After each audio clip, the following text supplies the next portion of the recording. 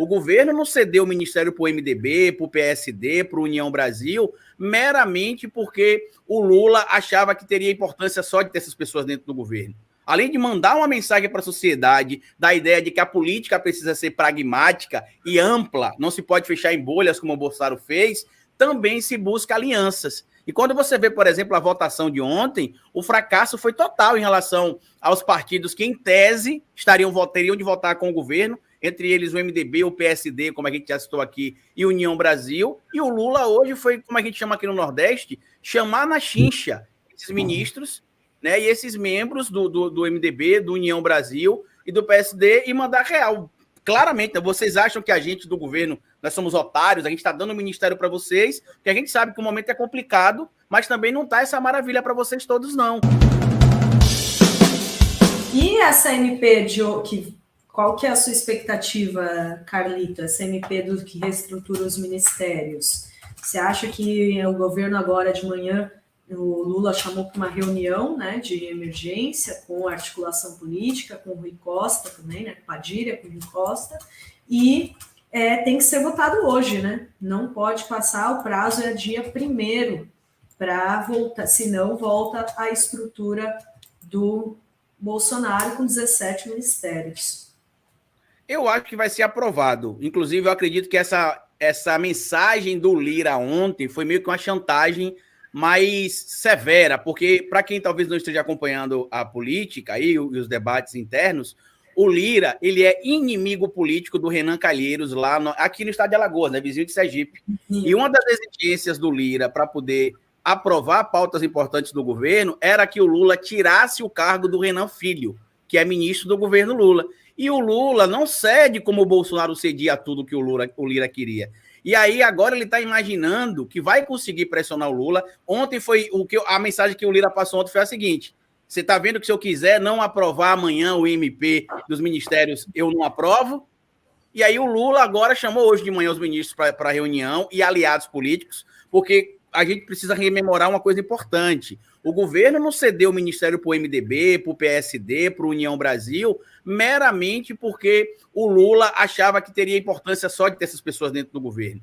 Além de mandar uma mensagem para a sociedade da ideia de que a política precisa ser pragmática e ampla, não se pode fechar em bolhas como o Bolsonaro fez, também se busca alianças. E quando você vê, por exemplo, a votação de ontem, o fracasso foi total em relação aos partidos que, em tese, teriam de votar com o governo, entre eles o MDB, o PSD, como a gente já citou aqui, e União Brasil. E o Lula hoje foi, como a gente chama aqui no Nordeste, chamar na chincha esses ministros, né, e esses membros do MDB, do União Brasil e do PSD e mandar real.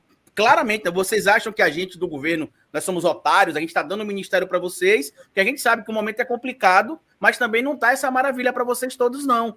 E rememorar, mais uma vez, eu vou citar isso aqui várias vezes, Rovaidri, ao povo, que quando a gente viu muita gente votando contra o Bolsonaro em 2022, a gente vinha aqui, eu mesmo participei de várias lives aqui falando, gente, vamos votar em deputados e senadores de esquerda, vamos votar em deputados e senadores de esquerda. Muita gente imaginando que se tirasse o Bolsonaro, tudo estaria resolvido, agora está entendendo a importância de ter um parlamento mais favorável ao presidente da República.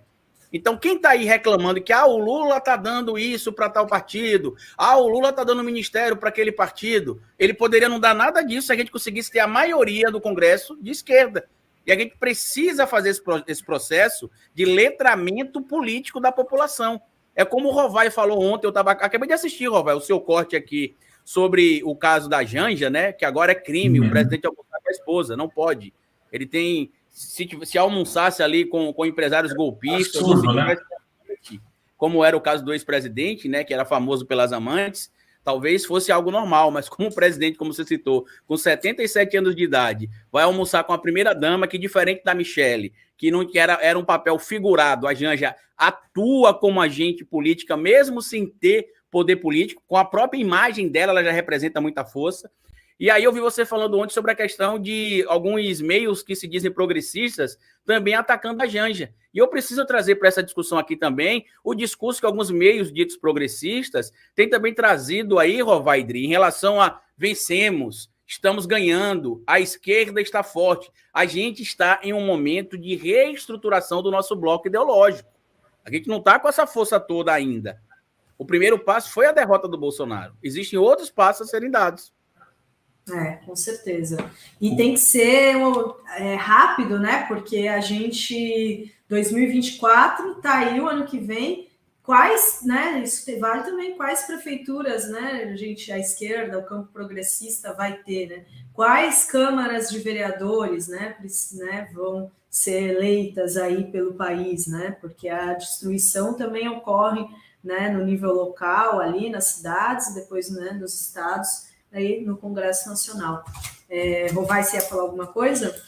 Não, eu ia falar que a rapadura é mais...